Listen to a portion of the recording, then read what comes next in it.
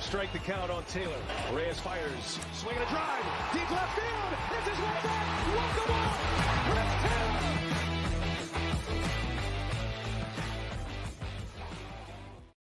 What's up, everybody? Welcome into DodgerHeads Live, presented by DodgerBlue.com. My name is Jeff Spiegel, joined tonight by DodgerBlue.com managing editor Matthew Moreno. Matt, how are we holding up? I mean, it's where are we in January? Where the countdown has begun. It's like 45 days until guys, pitchers, and catchers report or something. Yeah, it feels like we're definitely getting close to that. The offseason, I felt like, was going really slow, and it didn't help that the Dodgers were eliminated earlier than any of us were sort of expecting.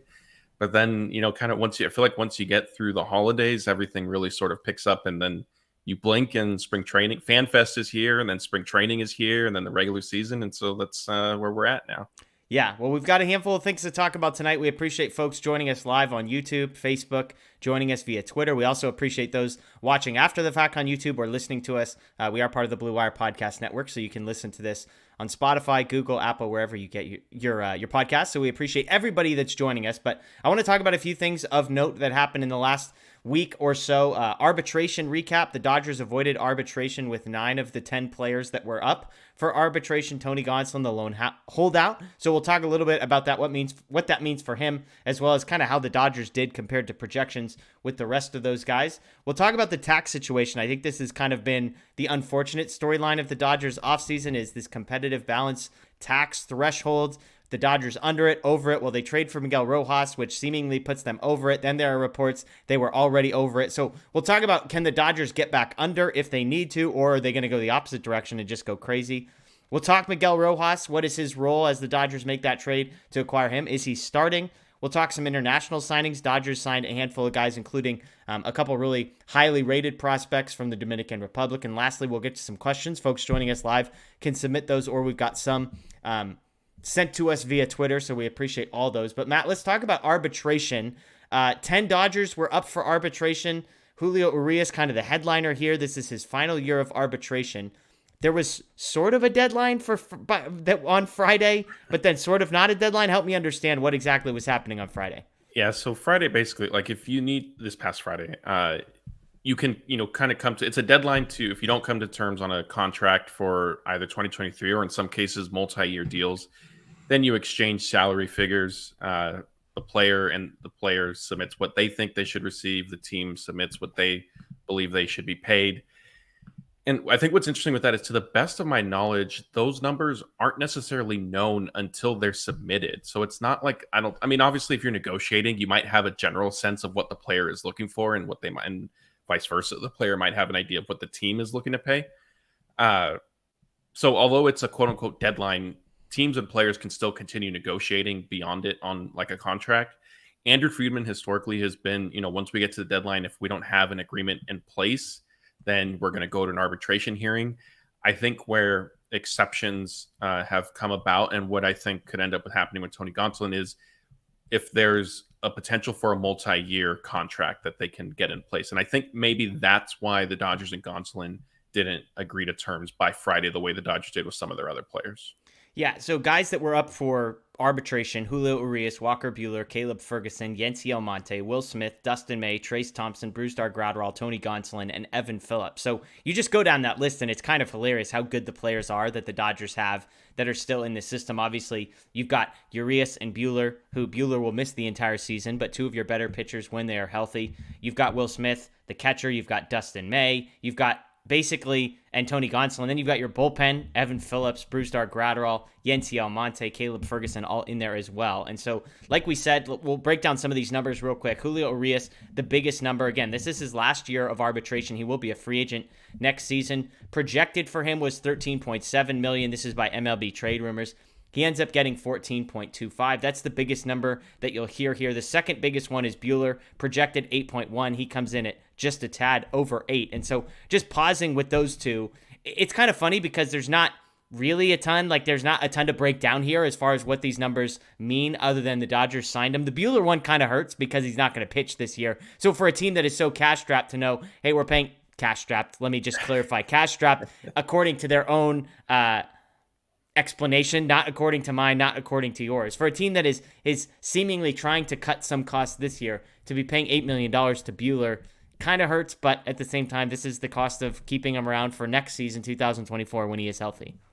Yeah, and honestly, I thought Buehler was somebody that they were going to do like a 2-year, maybe even 3-year deal with, just because like 2023, I think is going to be a wash. I know he and the Dodgers haven't formally ruled out pitching this year, but I don't see it. And if he does somehow come back, I think it'll be basically as, like an opener type thing. Like maybe he's built up to pitch 2 or 3 innings.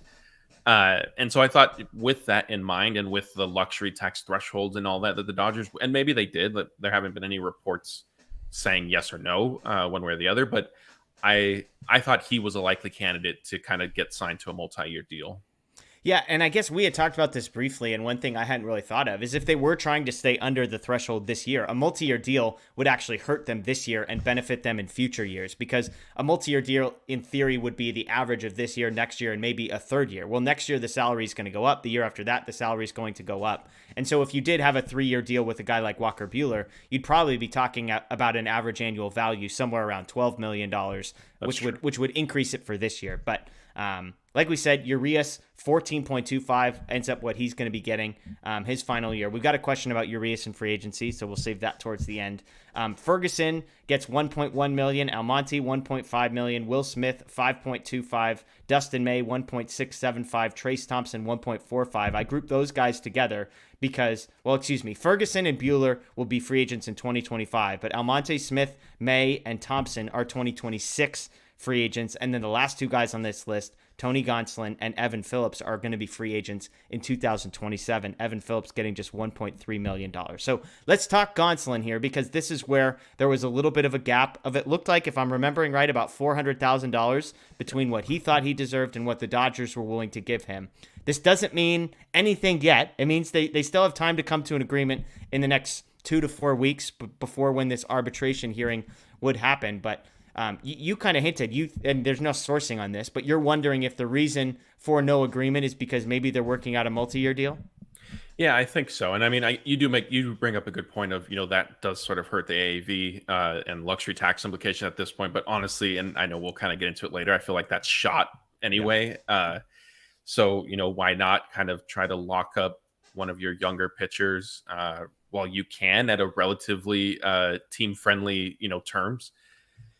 And, I think as much as starting pitching was needed to be addressed going into this season, going into next season, it's going to be even more of an issue because, Julio Urias, he becomes a free agent if you don't re-sign him. And if, Clayton Kershaw, he's taking things year by year.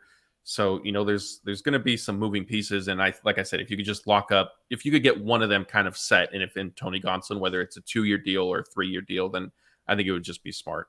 Yeah, and we've got somebody in the chat saying, well, why would you give him a multi-year deal if he's under team control? It's basically, typically, the advantage is for the team. And the advantage to Gonsolin would be, hey, you know exactly what dollar amount you're going to be getting for the next few years. You're basically, because right now, these guys that are in arbitration are essentially on 1-year deals every single year, and the team can just cut them whenever they want to cut them, but the player has really no power. So if you were to sign a 3-year deal, taking up 3 years of team control, again, Gonsolin not a free agent until 2027, so he's got a lot of years left. But it would guarantee him a certain number of dollars. He doesn't have to worry about what if there's an injury, what if there's a downside. So that would be, for him and for the Dodgers, it's cost controlling the asset. It's Tony Gonsolin and saying, okay, he's worth about $4.5 million this year. You think that number is going to go up to about $8 million next year, and then maybe it goes up to $12 million after that. You add all those up, 23 years, $24 million.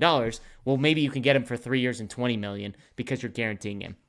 That's kind of the thinking here, but as we said, Gonsolin the only guy who doesn't agree to a deal, and there is still time. I believe they said arbitration hearings are going to happen between January 30th and the middle of February, and so as long as there is an agreement between now and then everything's going to be good. If not, you go into an arbitration hearing, and if you don't know what those hearings are like, they're not awesome. It's basically the Dodgers telling an independent arbiter, hey, these are all of the reasons why we think Tony Gonsolin is only worth $4.2 million. He doesn't do this well. He isn't great at this. He struggled with this.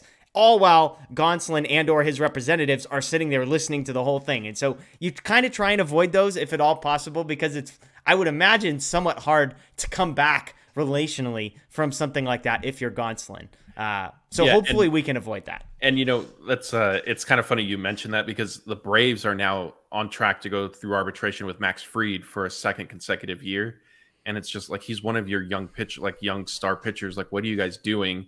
And I'll also just throw out really quick: Max Fried was at Chris Taylor's charity golf event last week, having a great time. So maybe he's a future Dodger for those watching. Yeah, who knows?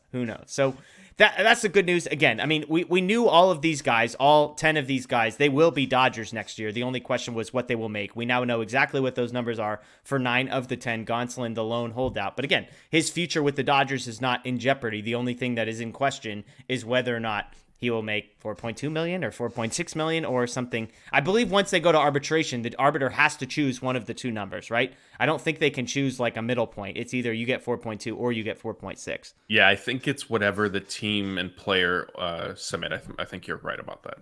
Got it. So there you go. Well, that leads into sort of the second conversation that I wanted to have, which is one that I know people watching or listening probably aren't going to love that we're having, but it's about the competitive balance threshold, the taxes associated with it. Again, the expectation based on how the Dodgers have behaved is that they were trying to get under this threshold. If you get under the threshold one time, you reset the tax, and then the penalties decrease in future years. So for a team like the Dodgers, they seem to want to get under every 3 or 4 years, reset the penalties, and then go absolutely crazy in the next 2 or 3 years after that, where you're paying a 25% tax or something instead of a 75% tax. Well, then they went and traded for Miguel Rojas, and then there were reports that they were already over. With all of the arbitration figures, as well as a projection for Tony Gonsolin, both SpotTrack and Fangraphs have the Dodgers' current salary at $238 million. That's $5 million over the threshold. That includes the projection for Gonsolin as well as the trade for Rojas. So about $5+ million over that. The question, Matt, is, do you think the Dodgers try and get under it? They're limited on the options as far as trying to get under it, but do you really think the Dodgers are going to go over by $5 million, not reset the penalties, and then live with that? Or do you think they bite the bullet and make a move to get themselves back under? No, I mean, I don't see how they get under. And frankly, the only ways to get under is by basically punting on the season. You're going to have to trade away a Blake Trinan, Chris Taylor, a Max Muncy. And I mean, that I don't know what kind of signs that would send to the fan base. And I'm not sure. And not that the Dodgers, operate fully with, the fans' best interest in mind, but I don't see it. And again, I don't know, just like the number, I don't think that they're done adding to their roster yet either. And so right now it's only, the 5 million or whatever, but by the time opening day comes, it could be a larger number. And, I think it is important to remember that no matter what it is come opening day, that they have until the end of the season to sort of figure out luxury tax stuff. But I frankly, I don't see, this team, like I've said before, they still have needs. And so considering that, I don't see how they're really going to find themselves getting back under the luxury tax threshold unless, does Jason Hayward become like your Chris Taylor and you figure out a way to trade Chris Taylor for prospects or something? Yeah. I mean, so again, the Dodgers are about $5.1-ish million over. These are projections for the most part. But keep in mind that if you trade away, you can't just trade away $5.1 million, because then that roster spot has to get filled by a guy that, even if he's making the minimum, we're talking $500,000 to $700,000. So you need to shave about $6 million off in order to make this all work. As Matt pointed out, that also means that unless the guy you're getting back or replacing with is contributing, you're also weakening the roster in the short term. Currently, the Dodgers, I believe, have 12 players making more than $5 million right now. That's Mookie Betts, Freddie Freeman, Clayton Kershaw, Chris Taylor, Max Muncy, Noah Syndergaard, JD Martinez, Blake Trinan, Daniel Hudson, Miguel Rojas, Julio Urias, and Walker Buehler. Those are the only guys making more. Again, I said it's 5.1, so you could probably take Rojas off that list because clearly he isn't the difference maker. So if you wanted to get under, Matt, those are the 11 guys that you could move. Now, we could cross a lot of these guys off. They're not going to move Mookie. They're not going to move Freddie Freeman. They're not going to move Kershaw. They're not moving Syndergaard or JD Martinez, whom they just signed. They're not moving Rojas. They're not moving Urias. And they're not moving Buehler. I think those are all pretty safe bets that they aren't going to be moving, which leaves 4 names on this list. You've got Chris Taylor, who's making $15 million this year. You've got Max Muncy at $13.5 million. You've got Blake Trinan at $8 million, and you've got Daniel Hudson at $6.5 million. I think those are the only 4 guys. Now, I'll say up front, I don't foresee a future scenario where Max Muncy gets moved. I think at $13.5 million. He's an incredible bargain. I think he's the most likely of all the guys who struggled last year to have a huge bounce back. There's clearly some positional need for both him and Taylor, but specifically Muncy to be able to play second or third base, alternate with Miguel Vargas there. That leaves Chris Taylor at $15 million, Blake Trinan, who's going to be injured for most of this year, at $8 million, and Daniel Hudson, who presumably is due back at the beginning of the season at $6.5 million. Let me just ask it to you this way. Rank those three players in your estimation as most likely to be moved to least likely to be moved. Oh, man. So I think... And let me just add real quick. Chris Taylor is in year 2 of a 4-year contract. So Chris Taylor's got 3 years and $45 million left on his contract. Trinan, I believe, is in year 1, and there's a team option for year 2. And then Daniel Hudson, I believe, is in his last year of his contract. Yeah, I think Blake Trinan would probably be the most likely, just because, one, his salary number is kind of in the sweet spot of clearing just enough with replacing him with maybe a young player who's still making the league minimum. And when you look at also like the Dodgers bullpen, like I value Trinan a lot. I think when he's healthy, he's arguably one of the best relief pitchers in baseball.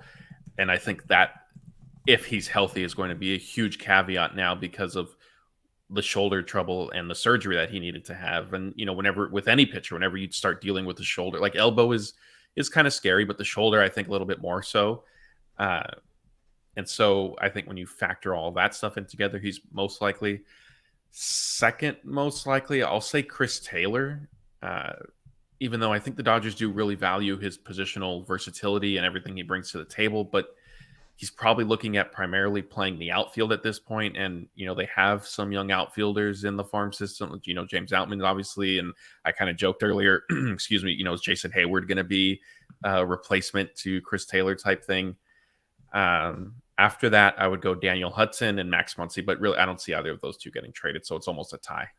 Yeah, and someone pointed out in the chat, which is worth noting, Hudson had a club option for 2023. He actually signed a new contract with the Dodgers, a 1-year deal for $6.5 million that includes another club option for the 2024 season. And so whether that he seems like probably the least likely to be traded based on that information. I think Trinan and Taylor are the two interesting ones, and it's kind of two different moves.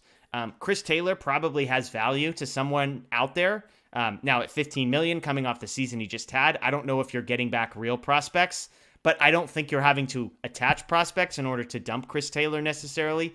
Blake Trinan is the opposite. Moving Blake Trinan basically has no impact on the 2023 season based on how I'm projecting his injury recovery to go. I don't know if he's a key piece to 2023. He's maybe cross your fingers, sort of like a lot of the bullpen guys they had at the end of last year.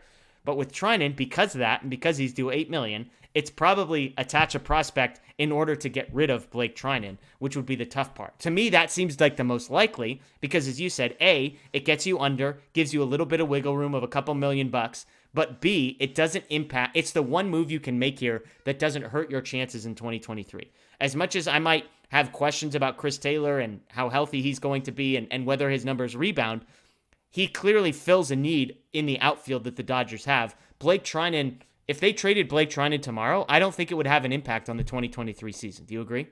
Yeah, I agree. I mean, there's definitely there are more options ready to kind of replace Trinan than there are with Chris Taylor. I wonder, though, one thing that Trinan was very clear that he's appreciated how the Dodgers front office and organization has really treated him, both from when he was going to be re-signed to going through his shoulder injury and trying to decide, can I rehab? And then they guaranteed his contract to give him a little bit of peace of mind and all that. So it would be interesting to see. I mean, it doesn't mean that, if the front office sees an opportunity to, I won't necessarily say get better, because I don't think trading Blake Trinan would be a we're getting better situation. I think it would be very clear we're getting under the luxury tax threshold decision. I'm not fully. I don't know. It would be interesting to see if they go back on kind of some of the goodwill that they've built with him and make that kind of shrewd move. Yeah, we'll see. I'll just be curious because, again, I mean, I guess I'll sum up this conversation, Matt. If the Dodgers, there's really not any major moves left for them to make out there, barring trading for someone with a big contract, which doesn't usually seem to be their MO. And so I guess to me, while I can in my brain, which I know this is not a popular opinion, I can justify why the Dodgers would want to get under and reset the tax. I mean, I think anybody can justify it, but I think I'm like, I can get to sleep at night if the Dodgers are telling me out loud that's what we're going to do. Hey, every 3 or 4 years, we're going to dip under. Can we pay this tax? Yes. But like we talk about, oh man, that's a bad contract for Xander Bogaerts because he's making whatever, just picking Bogaerts, some guy who's making $30 million.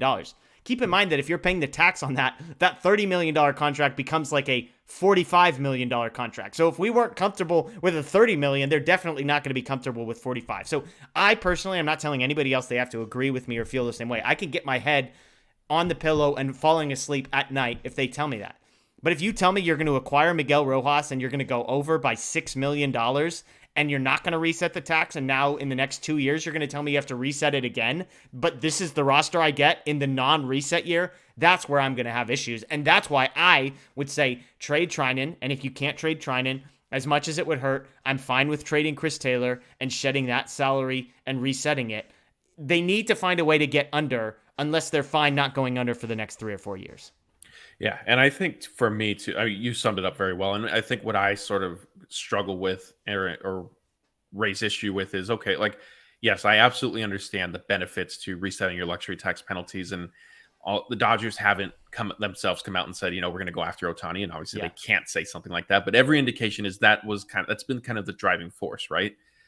But what I would let's say, they didn't necessarily make the Miguel Rojas trade. Let's say they were on track to reset the luxury tax penalties. We also haven't really seen Andrew Friedman get into a bidding war. And Ohtani's market, I would imagine, is going to be crazy. And so even just the notion of, hey, the suggestion that they're doing this for a run at Ohtani, like, I don't think can really be taken at face value, because are they going to outbid it? And maybe they will. I mean, Ohtani is definitely a generational talent. And if you're going to outbid a team for a player, that would be the time. But that would be such a reversal from how Andrew Friedman has operated. And so it's frustrating. And like I said, this was the position that I worried the Dodgers would find themselves in was, you're trying so hard to stay under the luxury tax threshold, and then the Trevor Bauer decision came down. And now what? You're going to be going over it for, again, no, like as Daniel would say, no disrespect to Miguel Rojas, but basically for replacement level players. Wow, that was a good no disrespect to Miguel Rojas, but you're a replacement level player. And we'll get to him in just a second. But yeah, I agree with everything that you just said. The one catch I would say is Andrew Friedman might have gotten in some bidding wars before that he just didn't come out on the winning side of. I mean, there were reports that they went after Verlander. There were reports that they've gone after some of these guys. But to your point, maybe they've gone after them, but sort of half-heartedly. He says, hey, if you're the smart one, you're probably going to come up empty-handed, because there are dumb contracts being handed out. And guess what? There's enough dumb teams to hand out dumb contracts that if you're always playing it smart and playing it close to the vest and saying, oh, that's outrageous, we're not going to do that, well, then you're probably not going to sign a ton of guys. Now, the Dodgers have been successful in other ways, but we shall see kind of how that plays out. But let's get into the guy that you just mentioned. Let's talk about Miguel Rojas. So this past week, the Dodgers trade Jacob Amaya, one of their prospects, a top 10 organizational prospect on some lists, on the 40-man roster. They exchanged him 1-for-1 swap for Miguel Rojas, who's got 1 year, $5 million left on his contract. We did a video early in the week talking about Miguel Rojas, myself, Daniel, and Blake. And this was my headline on Miguel Rojas. There are two sides to Miguel Rojas. There's the defensive side, where he was in the 98th percentile for outs above average. He was 7th among shortstops in that category with 10 outs above average last year. That's the positive of Miguel Rojas. He could play shortstop. He could probably play anywhere on the infield, basically, including first base. The flip side to that is offensively, the Miguel Rojas that played last year. Now, maybe he was injured, and if you want to be optimistic, like you want to be about Chris Taylor, whoever, you can be that about Miguel Rojas. There were 132 players who had 500 or more at-bats last year, Matt. His 1.2 wins above replacement was 107th out of 132. Now, if you think that's bad, plug your ears. His 73 weighted runs created plus, where 100 is league average, where Cody Bellinger had an 83 weighted runs created plus. Rojas was 73. That was 129th out of 132 players who had 500 bats last year. That was the same offensive production, by the way, as Hanser Alberto gave the Dodgers. So that's the guy the Dodgers just traded for. Basically an offensive Hanser Alberto from last year, but a much, much, much, much, much better defender, specifically at shortstop. Give me your thoughts on the trade, and then the big question that everyone's been asking is Miguel Rojas now the starting shortstop for the Dodgers? Oh man, there's a bunch of ways to look at this. Miguel Rojas, I like him. I think if the Dodgers needed, maybe a defensive minded option off the bench, I think this would be perfectly fine. But when you're losing Trey Turner at shortstop, and I know Justin Turner and JD Martinez have sort of ended up being a swap, but the outfield, as much as Cody Bellinger sort of struggled, I think you had at least somewhat of a threat that maybe he'd have a week where he runs into a few. Rojas's hitting concerns me a little bit, and I think also another issue too is he did have his right wrist injury that he had surgery on last October, but he also said that he needs to still figure out, like, there needs to be something else, that either a second operation or something needs to be done with it, because it's not either healing fully correctly or there's just another issue. So those are my concerns with him. Has there ever been a guy who has a terrible offensive season that doesn't come out 3 months later? It's like, don't worry, guys, got my wrist cleaned up, got my shoulder all cleaned up, we're good to go. It's like, it's just like that. That's what you say when you follow up a terrible offensive season. Is, did I mention, by the way, how sore my wrist was for 98% of the season last year? Yeah. So I mean, those are my concerns there. In terms of starting at shortstop, I honestly thought that he was going to be the starter when they made the trade, just because I think it makes sense. He plays it very well defensively. I know you and I are on the same page in terms of wondering, can Gavin Lux really settle into that, and just not so much the talent, but also there's going to be a ton of pressure on him. And if he struggles early, is that going to carry over to, his stuff at the plate? And I feel like he's just getting his feet under him at second base, that, is it worth really moving him, where we've already seen, like, it's not like, with Trey Turner going back from second base to shortstop, like, even though, I mean, he had his lapses as well, but you trusted that move, right? Yeah. Where with Gavin Lux, you're really questioning it. So I just felt like, let Miguel Rojas play shortstop, put Gavin Lux at second base, figure out the rest however you want to figure it out. But every indication is that Gavin Lux still is going to shortstop, and Miguel Rojas is going to be just a utility guy off the bench. Yeah, that's the part to me. First of all, that's how I would play it. Miguel Rojas would not be my starting shortstop. Look, if he plays the first couple months, gets in some spot starts, and it turns out that his offense is much better than it was last year, then maybe we can have a conversation. If Gavin Lux is terrible defensively at shortstop, especially with the added emphasis that will be on infield defenders because the shift is going away, then we can talk. But Miguel Rojas can't be the starting shortstop for a team like the Dodgers. A, because of his offensive profile, but B, because it pushes somebody else out. If Miguel Rojas is your starting shortstop, then that means Gavin Lux is playing second base, which means Max Muncy is playing third base, and that means Miguel Vargas isn't playing at all. And so to me, that would be a problem. That's why. But the caveat to the sort of the follow-up to that is, this feels like a luxury trade for the Dodgers to go get a $5 million backup infielder who's a glove-first guy for a team who's, like we just said, is like $5 or $6 million over the tax threshold, to go and spend some of that money on a backup infielder who's glove-first, and have to give up a guy in Amaya, by the way, to get him, who I'm not even positive there's a huge difference between Jacob Amaya and Miguel Rojas next season. Amaya, a glove-first guy that's about $4.3 million less expensive than Rojas, obviously hasn't proven anything, but I just told you Miguel Rojas was 129th out of 132 hitters as far as offensive production for guys with 500 plus at bats. So are we sure Amaya couldn't give you at least that or something close to that? I don't know. This just feels like a luxury move for a team that didn't have the budget for it's like the person that doesn't have enough money, and they come home with a designer handbag, and you're like, you only had so much money and you decided to spend it on that? Like, what are we doing? Yeah, I think this is a trade that you would have seen maybe from the team last year. If they, didn't have Hanser Alberto and they decided to trade for Miguel Rojas, nobody would have batted an eye. It would have been like, okay, like, good defensive guy. You could plug him in late game situations, whatever the case may be. But yeah, I mean, look, I think the Dodgers, they frankly backed themselves into this corner, and now, like, they just have to kind of reap what they sowed. Yeah, I thought this is a great comment that just came in. Senor Torta's developments.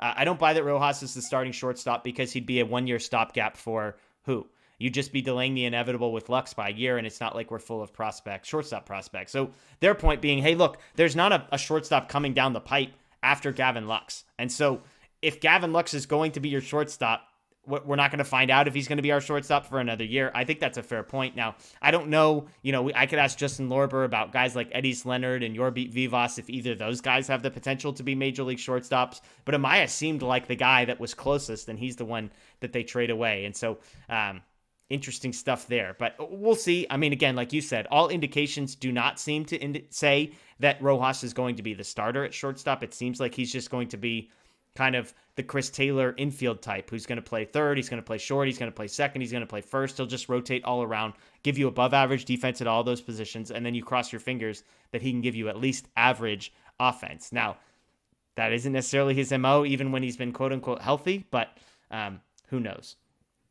Next item on our agenda here is just briefly, we'll talk international free agent signings. The Dodgers came to an agreement with 13 players, but the headliner here is Yoendry Vargas. He was the number 3 ranked international prospect according to MLB Pipeline. He's from the Dominican Republic. He's a shortstop. 17 years old, folks, okay? Before you start penciling him into the 2024 lineup. 17-year-old prospect.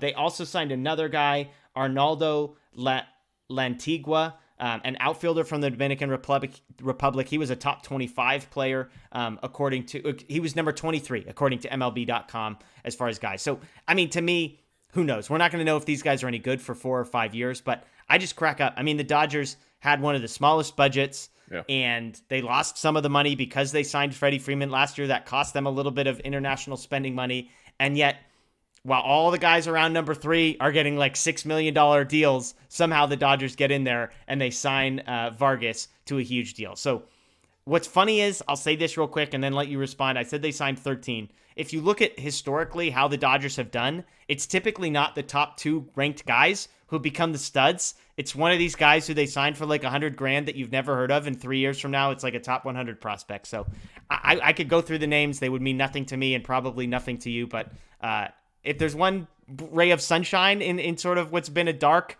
offseason, there you go. The Dodgers did well in the international free agent market. Yeah, and I think what's interesting too, and again, like a lot of this is, kind of projecting several years ahead, but one of their big signings is a shortstop. And I know like the commenter that you just put up was saying the Dodgers don't have a clear-cut prospect at that position coming through. And so, maybe this is their guy for about 2028 or so.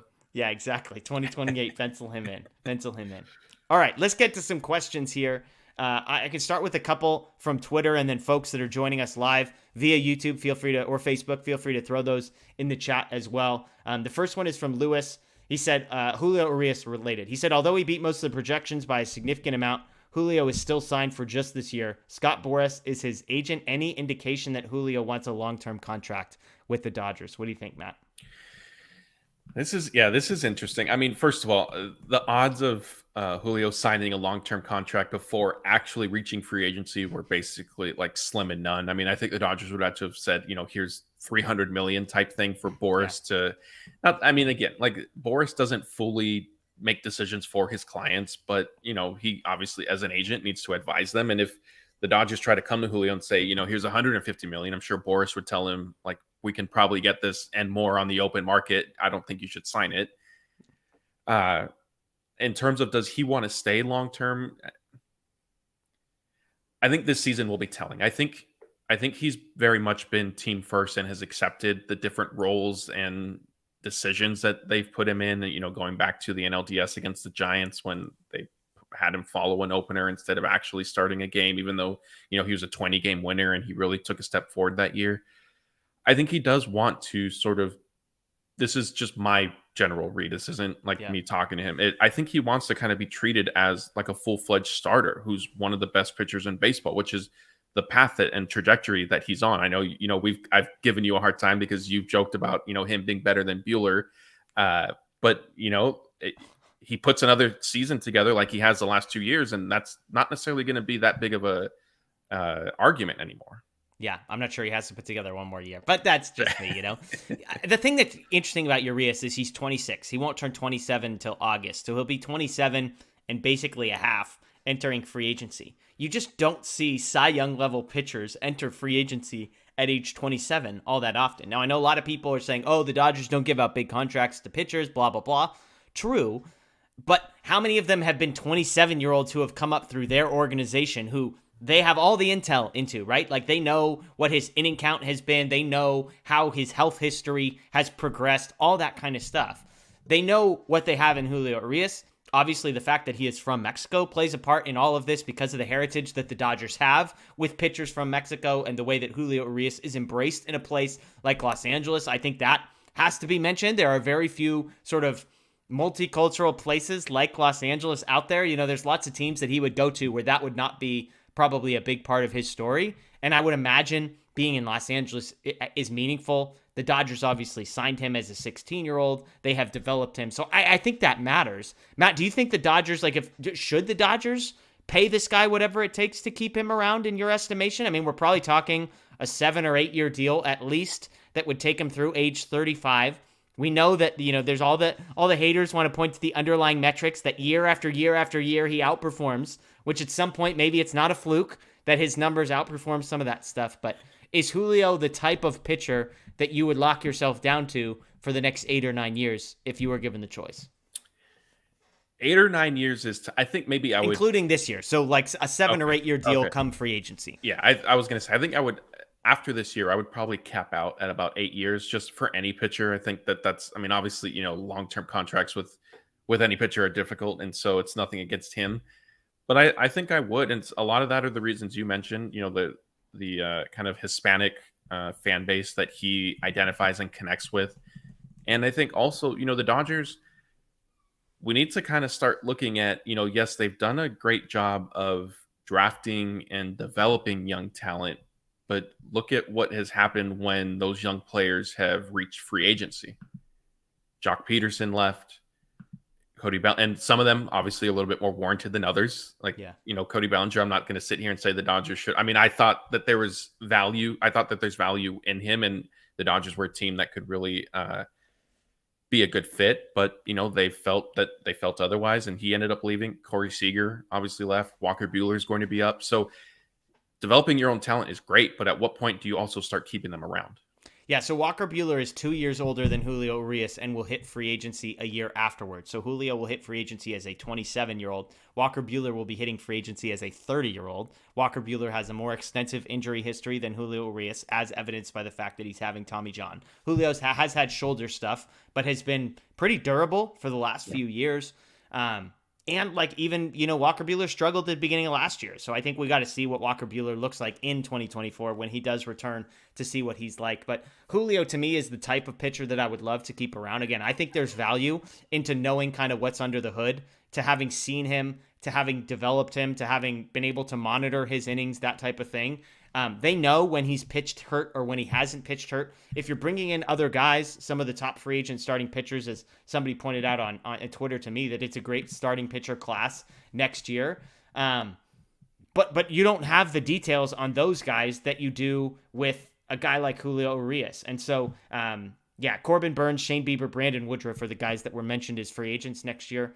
I'm not saying Julio Urias is better than those guys, but I think the age profile, I think knowing what you know about Julio Urias, to me, I would be really, really excited about extending a guy like Julio. 7 years, $30 million a year or something is probably what it's going to take. Maybe more. I mean, this is a guy who's been one of the top pitchers in baseball now for back-to-back seasons. And so maybe it's a $35 million deal. Maybe we're talking about 7 years and $250 million, but you got to spend the money on someone. A guy like Julio, you can never have enough starting pitching, and he has been elite. He's won in the postseason, by the way. He has played different roles for you. As you said, he's been a team-first guy. I think you need to pay him. And, I think that's what's unfortunate, too, not to sound like a broken record, but with the luxury tax threshold stuff, obviously it's not, there's still plenty of time for Andrew Friedman to, maybe work some magic and get under the threshold to reset their penalties. But if there was a much clearer path to doing so, even if you miss out on Ohtani, re-signing Julio and adding Brandon Woodruff, that's a pretty successful offseason, I would say, right? And that's something that they would have the money to do. Whereas if they finish over the luxury tax threshold, frankly, even re-signing Julio, I don't know what that would look like. It may be what we've seen in the past, like with Corey Seager, where, they made an effort, but ultimately they had a line that they just weren't going to go past and other teams were. Yeah, we'll see. Second question here. This is from I am bored 44 on Twitter. He said, with Rojas and Barnes on the bench, And at the moment, it seems like Taylor and Thompson is the outfield starters. That's their question, not mine necessarily. But who would you grab to fill out the bench? Bush and Outman seem like obviously they'll start in AAA, getting everyday playing time. Again, these are not my thoughts. These are this question's thoughts. So you're going to get 4 bench spots. He's saying if Rojas and Barnes are the first 2 spots, which I think is a safe bet, that would give you Smith, Freeman, Muncy, Lux, Vargas, Mookie, Taylor, Thompson, and Martinez as your 9 starters. You've got Rojas and Barnes on the bench, and now you're talking about 2 more spots for Michael Busch, James Outman, other guys who are on the 40-man roster. I'm not saying any of these guys are ready, but Diego Cartaya, Yanni Hernandez, Eddys Leonard, Yorby Vivas, Johnny DeLuca, Andy Pajes. Plus, you've got guys like Jason Hayward, Bradley Zimmer, who are on minor league deals. Of that group, how do you see kind of those 4 bench spots playing out? I think Outman is going to be up with the team for opening day. Who do you think he starts? Or do you think it's just a strict platoon depending on the starting pitcher with him and Trace Thompson? I think they'll go platoon. I think Trace Thompson and Chris Taylor are going to be the favorites to get the bulk of the starts in the outfield. Okay. But I think Outman is on the roster. So that gives you 3 bench spots with Rojas, Barnes, and Outman. So then you've got Michael Busch, you've got Jason Hayward, you've got Bradley Zimmer, you've got a bunch of the Yanni Hernandez, or one of the young guys. Yeah, I sort of feel. Well, I guess where's Miguel? Don't we need to count Miguel Vargas in this? I've got him as a starter with Muncy at second and Vargas at third. Okay. Lux at short, Rojas on the bench. Okay, yeah, I guess. I feel like you need another infielder, but I don't know. Like, I'm not sure if it makes sense because with Michael Busch, it's almost like the Miguel Vargas argument, right? Like, sure, you could bring him up and have him sit on the bench a bunch, but like, does that make the most sense for him? Like, so I don't think he's going to be on the roster. So I'll hold my final spot for some minor league signing that they're going to make, or maybe a small trade. What about Jason Hayward and Chris Taylor kind of being a backup infielder? Yeah, I thought about that, but I don't know if they would want to go so outfield heavy with Hayward and Outman. So I think it boils down to one of those 2 for opening day. Yeah, I agree with you. Michael Busch is an interesting one. I mean, he's probably the best. He deserves to be up there, but to your point, like, is it good for him to be just riding the bench all the time? As ready as he might be, they don't have a starting spot for him quite yet. So I could see him not being on there. I could see them keeping a Jason Hayward type or a Bradley Zimmer type if they can feel like they can fix one of those 2 guys offensively. Because look, the upside to Hayward and Zimmer is not just a guy that sits on the bench, but somebody who could actually go in and compete with Trace Thompson, James Outman, and Chris Taylor for an outfield spot. So I think one of those 2 guys gets it, and then I think you're just sort of crossing your fingers that between Taylor's versatility, Rojas's versatility, and even Muncy and Vargas being able to switch back and forth between second and third base, Muncy could obviously play first base as well, that you sort of patch it together on the infield. That's just my guess. And I will say, I'll add to that real quick that Freddie Freeman, when we saw him at Chris Taylor's event last week, said that he's been hitting with Jason Hayward and that he looks really good, that he made some mechanical adjustments that he's kind of settled in and is comfortable with. And I think one of the quotes he said was like they were hitting together and the sound coming off his bat was like really good or something like that. So take that for what it's worth. They're obviously close friends. They've been working out together, it seems like, pretty frequently in the offseason. And Freeman did, Freeman did campaign with Brandon Gomes and Andrew Friedman to sign Hayward too.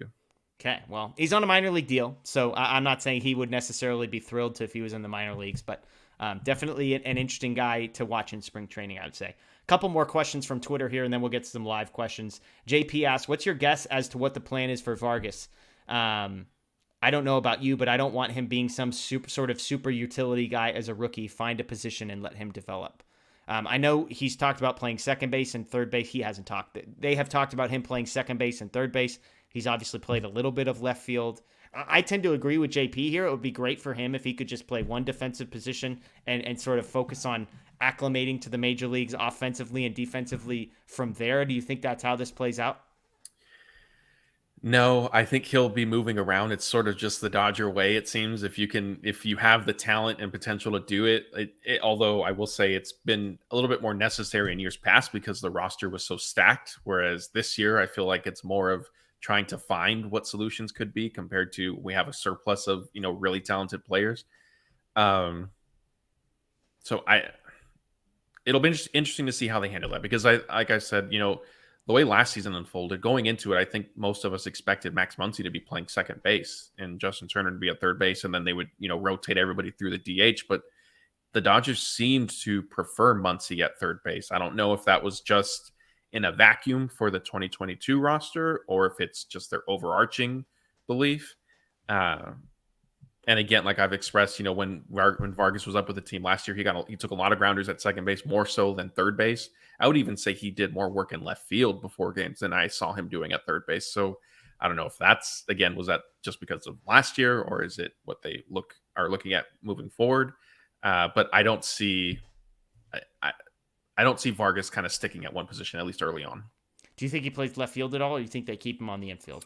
I think they'll at least keep him in the infield. I think, last year left field was a little bit more of, there's kind of a need. There's an opening there. So if you could do it, then that's an avenue to more playing time. Whereas this year, they kind of have options in the outfield. They're maybe not the greatest, top to bottom, but there's depth there in some regard. And so I think they'll keep him in the infield at least. Okay, Tino wants to know, without any emotions attached, are we contending? Are we winning the division?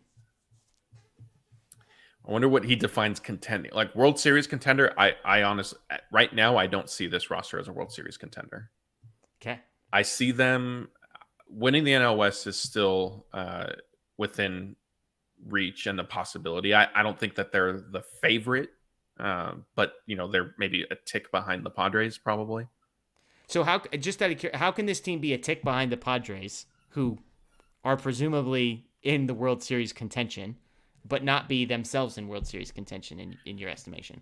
I don't view the Padres as a World Series contender. Okay. I think the and honestly, even the Padres, it'll be interesting to see how they handle, expectation. They've gone from, hey, they're kind of, these underdog little engine that could, they're going to finally compete, to now all of a sudden expectations have shifted for you guys. You had a good season last year. You added Xander Bogaerts. You eliminated the Dodgers.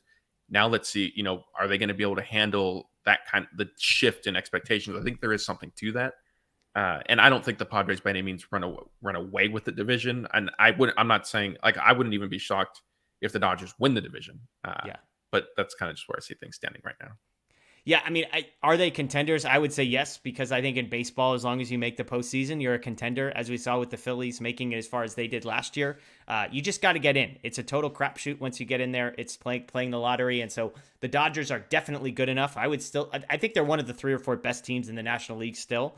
I know everybody who compares the 2023 roster to the 2022 roster finds that impossible to believe, but if you ignored and forgot that the 2022 season ever happened and just looked at this roster and said, wow, Mookie Betts and Freddie Freeman and Will Smith and Max Muncy and JD Martinez and, just the pitchers, Clayton Kershaw, Julio Urias, a great bullpen with Evan Phillips, then I think you would be able to look around and say, yeah, this is one of the 3 or 4 best teams in the National League. I think the Padres are the favorite for the National League West. I think the Dodgers are in contention. They blew out the Padres last year in the regular season. So yes, have the Padres gotten better?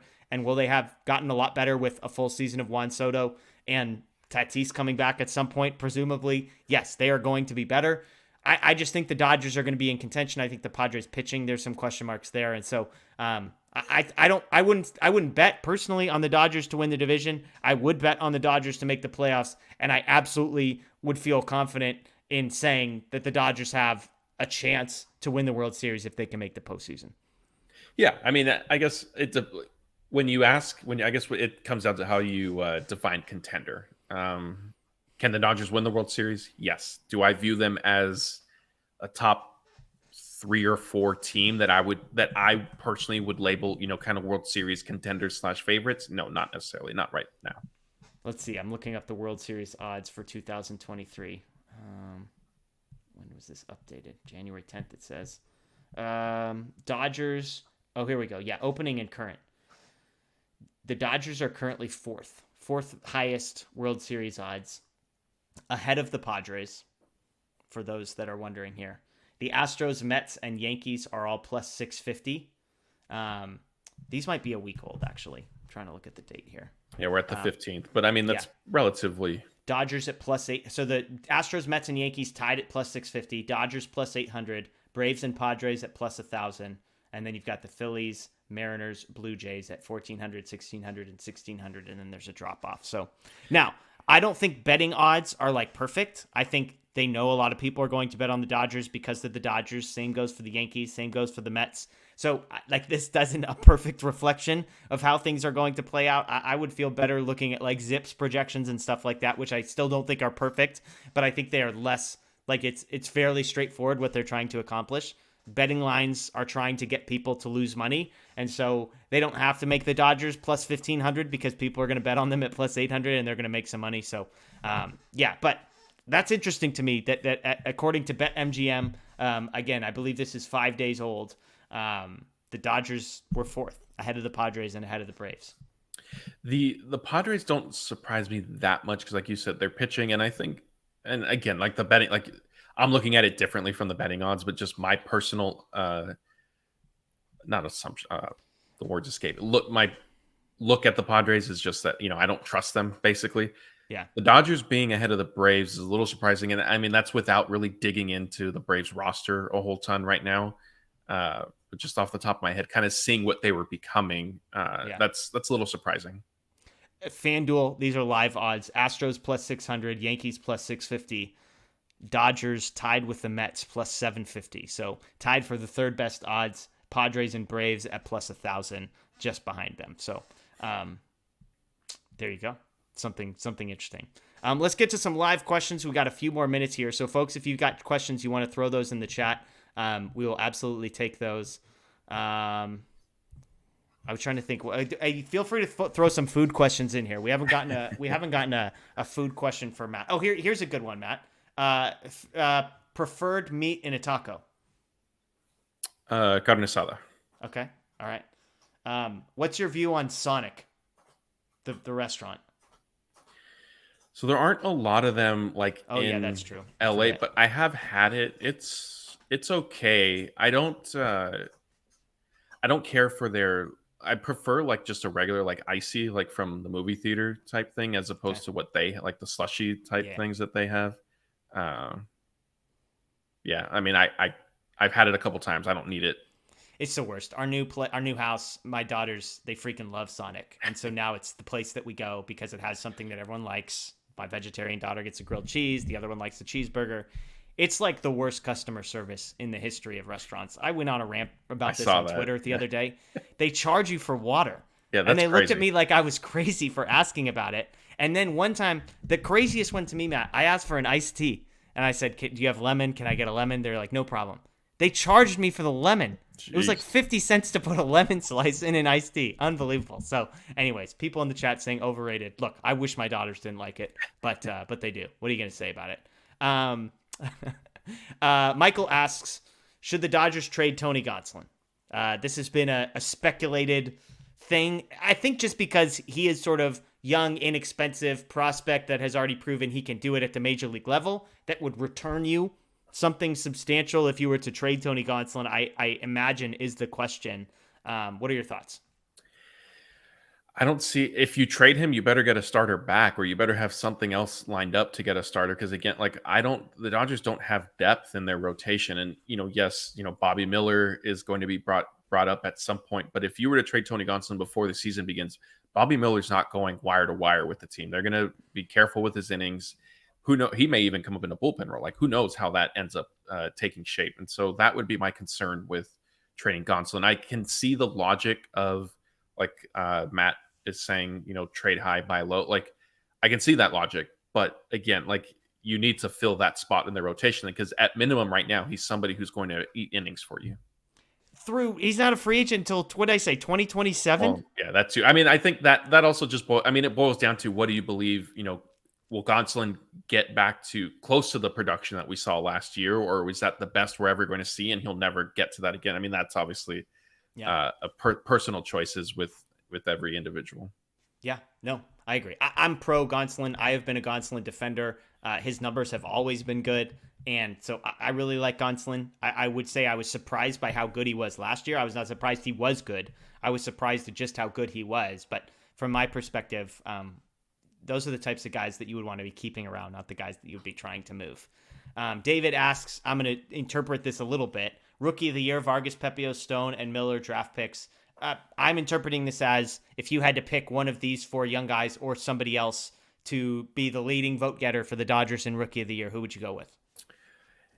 I think Vargas, and I know that that's the easy choice. I think for multiple reasons. One, he's out of those guys named, he's going to receive the most opportunities, and he was up in the majors last year, got some experience, and I think that'll kind of be a good springboard for him going forward. Yeah, I'm with you. That's the easy one, just because he's going to get there. I mean, Pepio, Stone, and Miller, there's no guarantee that those guys get more than 10 appearances at the major league level. I'm high on Vargas because a lot of the prospect people that I follow are really high on Vargas. They think the hit tool is absolutely going to translate. Maybe not like to MVP levels, but definitely a guy who could be hitting in the top high 200s, 280s, 290s with 15 to 20 home runs, which would be fantastic to get from a guy like Vargas. So I'd go with Vargas there. Pepio, Stone, Miller. Would you go Miller? Would Miller be your choice of those three, or are you a Gavin Stone guy?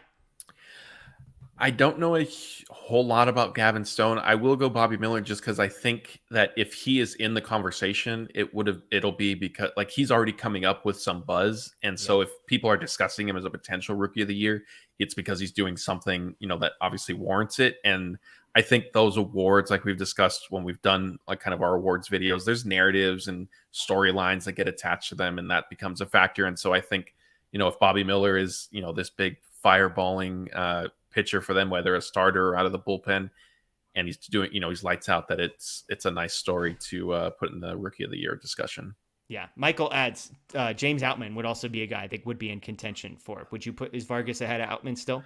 I have Vargas ahead. Yeah. And that's a lot. That comes down to just kind of trusting the prospect pedigree.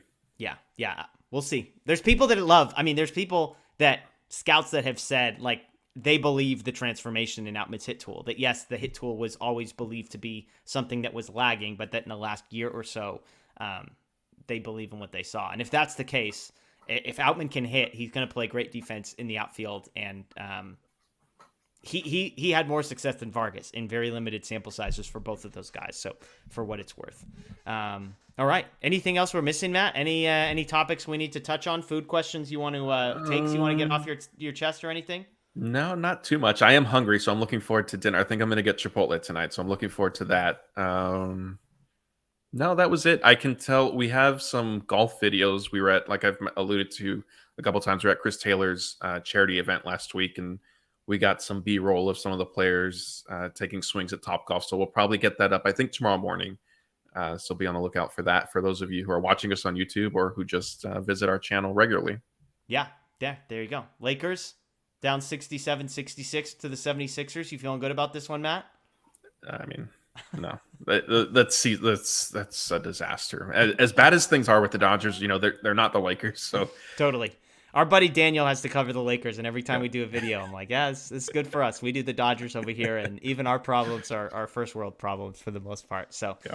Hey, everybody, we appreciate you joining us again. Those joining us live on YouTube, on Facebook, thank you so much. Please subscribe, ring the notification bell. We're going to get back in the habit of doing these on Sunday nights, at least for the next 4 to 6 weeks. We might have to shift nights once we get closer to spring training and stuff, but we'll be here on Sunday nights for the next few weeks. As always, we've got videos coming out throughout the week on our YouTube channel, so check that out. If you're a podcast person, please find us on wherever you get your podcasts, Apple, Spotify, Google. We're part of the Blue Wire Podcast Network. Just search for DodgerHeads, subscribe, rate, review. We'd greatly appreciate that. Check out DodgerBlue.com, DodgerBlue1958 on social media, all of the things. We appreciate you joining us. Enjoy the rest of your night. And as always, Matt, go Dodgers.